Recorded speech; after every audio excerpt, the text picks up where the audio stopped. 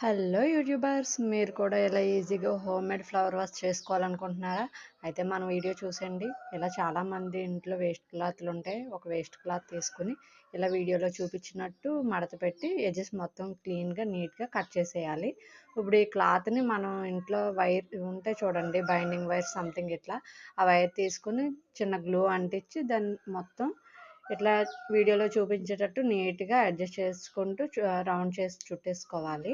ఒకసారి చూడండి ఎలా ఉందో, సేమ్ అలానే. అప్పుడు మనం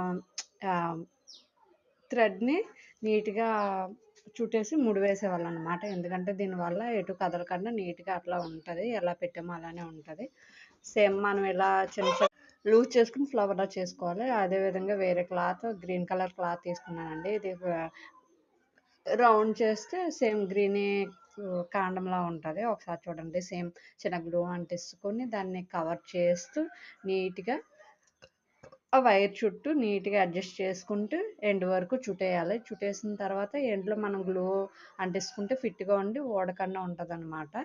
సేమ్ ఇలా గ్లూ అంటించుకొని చుట్టుకోవాలి. సేమ్ ఇలానే మనకి నచ్చిన కలర్స్తో నచ్చినట్లుగా మనం ఇలా ఫ్లవర్స్ చేసుకుని ఎన్ని కావాలితే అన్ని ఫ్లవర్స్ చేసుకోవచ్చు.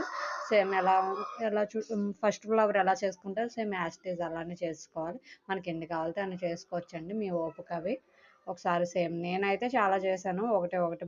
సో ఇలా చేశాను అనమాట. ఇవన్నీ ఏంటంటే నీట్గా చేసుకున్న తర్వాత అడ్జస్ట్ చేసుకుంటూ ఒకటే ఒకటి ఇలా దగ్గరికి పెట్టుకుంటూ అవన్నీ కవర్ చేయాలి. మొత్తం అన్నీ పెట్టిన తర్వాత సేమ్ ఇందులో ఒక వైరు ఎక్స్ట్రా ఉంటుంది కదా, ఆ వైర్ని ఏంటంటే ఫిట్గా చేసుకుని చుట్టేసుకోవాలన్నమాట. అంటే ఎటు కదలకుండా ఫిట్గా చుట్టేయాలి. అలా చుట్టేసిన తర్వాత సేమ్ యాస్టీజ్ వేరే క్లాత్, గ్రీన్ కలర్ క్లాత్ తీసుకుని ఆ వైర్స్ కనిపించకుండా గ్లూ అంటించుకొని అడ్జస్ట్ చేస్తూ ఉండాలి. నేనైతే చుంచుబుడ్డి ఉందండి మా ఇంట్లో. మీ ఇంట్లో ఏదైనా ఫ్లవర్ వాజ్ ఉంటే దాన్ని పెట్టి చేసుకోవాలి.